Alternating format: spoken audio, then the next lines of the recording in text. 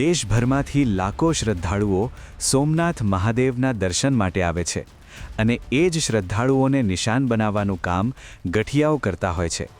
Online બુકિંગના નામે છેતરપિંડી કરવા માટે ઠગબાજો બોગસ વેબસાઇટ બનાવી રૂપિયા ખંખેરતા હોય છે. પરંતુ આ ખેલ ખતમ થઈ ગયો છે અને આ રમત રમનારા ગઠિયાઓ પોલીસ પકડમાં આવી ગયા છે.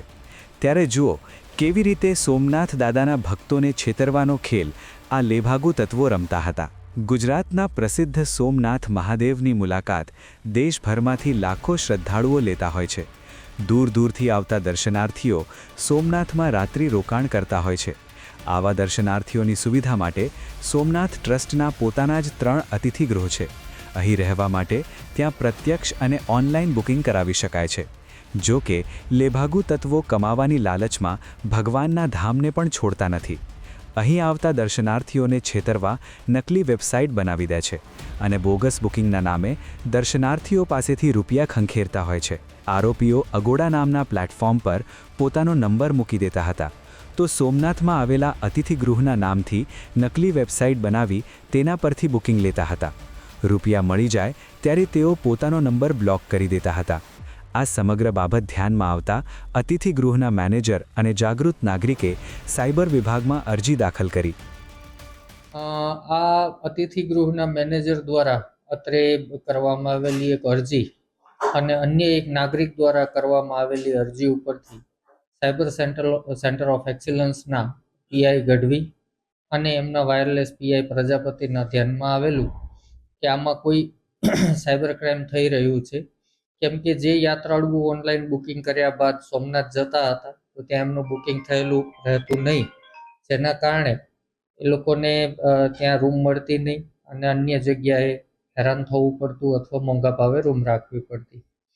આ બાબતમાં ટેકનિકલ એનાલિસિસ કરતાં ધ્યાન પર આવેલું કે અગોડા નામનું પ્લેટફોર્મ છે જે ટૂર્સ અને ટ્રાવેલ્સ માટે બુકિંગની ફેસિલિટી પ્રોવાઈડ કરે છે. એ પ્લેટફોર્મ ઉપર આ જે પેજીસ રહ્યા, આ પેજીસ ઉપર પોતાનો નંબર નાખી દઈ અને નાગરિકોને છેતરવામાં આવતા હતા. આ ઉપરાંત આ 3 અતિથિગૃહની આશરે 4 જેટલી ફેક વેબસાઇટ ઊભી કરવામાં આવેલી હતી અને જેના માધ્યમથી બુકિંગ લઈ એડવાન્સ પૈસા લઈ અને પછી એમનો ફોન બ્લોક કરી દેવામાં આવતો હતો. ફરિયાદ મળ્યા બાદ તપાસ કરાતા બોગસ બુકિંગનો પર્દાફાશ થયો છે. ગુજરાત સાયબર સેન્ટર ઓફ એક્સલન્સની ટીમે સોમનાથ ટ્રસ્ટના નામે ચાલતી ફેક વેબસાઇટનું ફ્રોડ પકડી પાડ્યું છે. રાજસ્થાનના જયપુરથી આ ફ્રોડ આચરવામાં આવતું હતું. સાયબર સેન્ટર ઓફ એક્સલન્સે સચિન હરસાના, અભિષેક ઉપાધ્યાય, રાજકુમાર મહારાણા પ્રતાપ, શેરસિંહ, માધવ ગુર્જર, વિષ્ણુ રામ અવતારની ધરપકડ કરી છે. નકલી બુકિંગના નામે 90 લોકો સાથે છેતરપિંડી આચરવામાં આવી, જેમાં 43 ગુજરાતના, 16 મહારાષ્ટ્રના અને 8 યુપીના દર્શનાર્થી ભોગ બન્યા છે. સચિન હરસાના જે મુખ્ય આરોપી છે, અભિષેક ઉપાધ્યાય, રાજકુમાર મહારાણા પ્રતાપ, શેરસિંહ હેતરામસિંહ, માધવ ગુર્જર અને વિષ્ણુ રામ અવતાર, આમ 6 આરોપીઓની ધરપકડ કરવામાં સફળતા મળેલી છે. આ ગેંગ દ્વારા અત્યાર સુધી મળેલી માહિતી અને એમના ફોનનું એનાલિસિસ કરતા આશરે 90 જેટલા લોકો સાથે ચીટિંગ કરેલું છે, જેમાં 43 ગુજરાતના નાગરિકો છે અને અન્ય રાજ્યોના 47 નાગરિકો છે, જેમાં મુખ્યત્વે મહારાષ્ટ્રના 16 અને ઉત્તર પ્રદેશના 8 નાગરિકો જણાઈ આવેલ છે. 5 મહિનાથી અગોરાના પ્લેટફોર્મ પર આરોપીઓ પોતાનો નંબર મૂકીને ભોળા દર્શનાર્થીઓને છેતરતા હતા. 90 દર્શનાર્થીઓ સાથે અંદાજે 20 લાખ રૂપિયાનું ફ્રોડ કરવામાં આવ્યું હોવાનો પ્રાથમિક અંદાજ છે.